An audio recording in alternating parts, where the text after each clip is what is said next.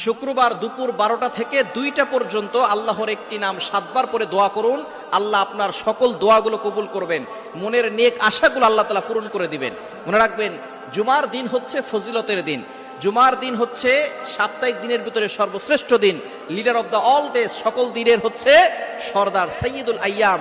এই সাপ্তাহিক যে দিনগুলো আছে, দিনের সর্দার হচ্ছে জুমার দিন। এই জুমার দিনে আমরা হেলায় খেলায় করে সময় নষ্ট করে ফেলি। এই জুমার দিনে আপনি আগে আগে মসজিদে চলে যাবেন।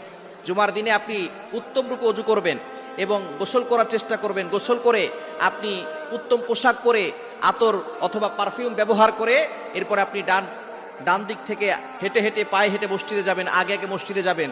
নবীজি সাল্লাল্লাহু আলাইহি ওয়াসাল্লাম জানিয়ে দিয়েছেন যে সর্বপ্রথম মসজিদে ঢুকবে একটা উট কোরবানি করার সওয়াব পাবে। এবং সে যদি একেবারে খতিব সাহেবের সামনে বসে এবং খুতবা চুপচাপ করে শুনে নামাজ পড়ে, আল্লাহ পাক রব্বুল আলামিন তার প্রতি কদমে কদমে 1 বছর নফল ইবাদত করার সওয়াব দান করবে। এরকম ফজিলতপূর্ণ আমল আমি আর অন্য কোথাও পাইনি। নবী সাল্লাল্লাহু আলাইহি ওয়াসাল্লাম জানিয়ে দিয়েছেন জুমার দিনের জন্য আগে আগে মসজিদে যাবেন। মসজিদে গিয়ে আপনি আল্লাহ তাআলার একটি নাম 7 বার পড়বেন। জুমার দিন দোয়া কবুলের দিন। জুমার দিন যে সময়গুলো দোয়া কবুল হয়, জুমার নামাজের সময় আল্লাহ পাক রব্বুল আলামিন এই সময় দোয়া কবুল করেন, এবং আসরের নামাজের পরে দোয়া কবুল হয়। ইমাম আবু হানিফা রাহমাতুল্লাহির মাযহাব অনুসারে বিশুদ্ধ মত হচ্ছে আসরের নামাজের পরে দোয়া কবুল হয়, জুমার দিন আসরের পরে মাগরিবের পূর্বে। তবে জুমার নামাজের পরেও দোয়া কবুল হয়, এবং ইমাম সাহেব, খতিব সাহেব যখন খুতবা দেন 2 খুতবার মাঝখানে দোয়া কবুল হয়। এগুলো হচ্ছে কিছু কিছু প্রসিদ্ধ মত যে সময় দোয়া কবুল হয়।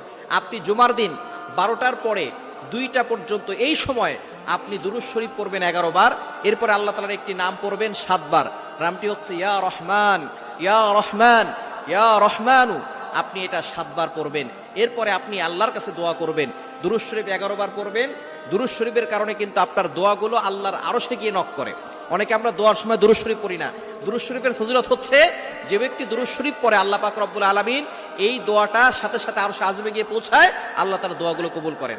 আর দুরূদ শরীফ না পড়লে এটা মুআল্লাকুন, ঝুলন্ত পেন্ডিং অবস্থায় থাকে, এটা আরশে আযমে গিয়ে নক করে না। এজন্য 11 বার দুরূদ শরীফ পড়বেন, এরপরে 7 বার আল্লাহর এই গুণবাচক নামটি পড়বেন, ইয়া রহমানু, ইয়া রহমানু। এটা 7 বার পরে